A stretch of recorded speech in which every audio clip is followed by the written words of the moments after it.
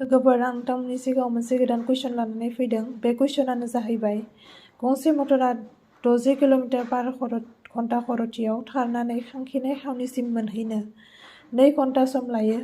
मटरा 80 किल'मिटार पार घन्टा खरथियाव खारोब्ला बेयो बेसेबां गोबाव सम लागोन? लोगोफोर नोंथांमोना मोनसे बाथ्राखौ नोजोर होनांगोन जे जेब्ला सासे सुबुङा साइकेल सालायगोन, जेसेबांनो स्पिडआव बियो साइकेलखौ सालायगोन, जेसेबांनो बियो थांखिनाय थावनिसिम सहैनो खम समनि गोनांथि जागोन। आरो बियो जेसेबांनो लासै सालायगोन बा स्पिडखौ खमायगोन, एसेबांनो बिनो गोबां समनि गोनांथि जागोन। थिग बिदिनो बेवहायबो जों नुनो मोनदों गंसे मटरा थांखिनाय थावनिसिम सहैनो 2 घन्टा सम लादों जेब्ला बियो 60 किल'मिटार पार घन्टा स्पिडआव सालायदोंमोन। आरो नेक्स्टआव बियो 60 निफ्राय एसे स्पिडखौ बारायदों 80 किल'मिटार। अब्ला बिनो मा खालामनांगोन बियो?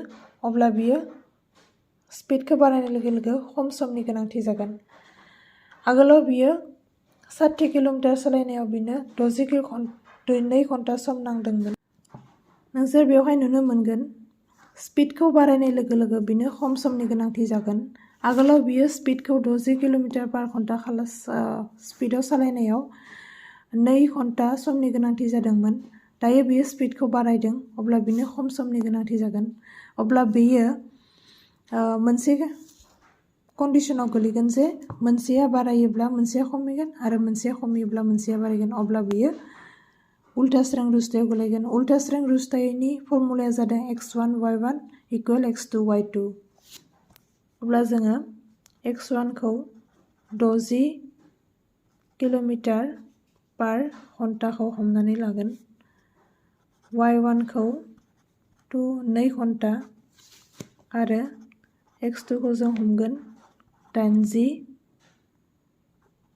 किल'मिटार पार घन्टा, y2 आ गैया। अब्ला जों फर्मुला बायदि फज'नानै मोनगोन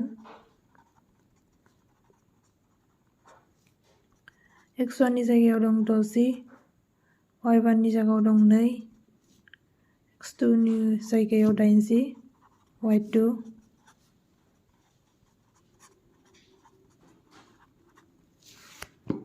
अब्ला जोङो डिभाइड खालामोब्ला मोनगोन 40, 0 0 केन्सेल, 6/4 अर्थात 2 जों डिभाइड खालामफिननो हागोन, 3/2 y2 डिभाइड खालामोब्ला जों मोनगोन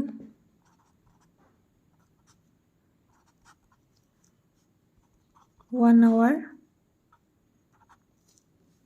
half minute।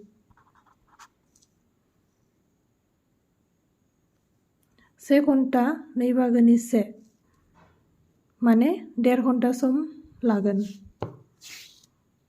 लोगोफोर आरो गुबुन मोनसे कुइसन आं सावरायबावनो लादों।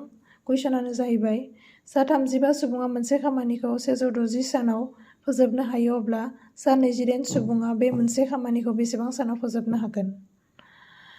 अब्ला नोंथांमोना एसे साननानै नाय जे मोनसे खामानिखौ फोजोबनो जुदि गोबां सुबुं लानाय जायो, अब्ला बे खामानिखौ फोजोबनो खम समनि गोनांथि जागोन। आरो बे मोनसे खामानिखौनो जुदि खम सुबुंजों मावनाय जायो, अब्ला जोङो गोबां साननि गोनांथि जागोन। अब्ला बेबो मोनसे उल्था स्रें रुजुथायनि बिदिन्थि।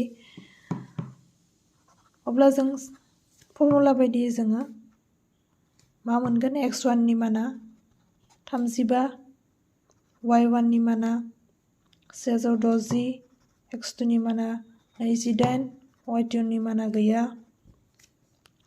दायो फर्मुला बायदियै जों मोनगोन x1 नि माना 35, y1 नि 60, x2 नि माना 28, y2 नि माना गैया।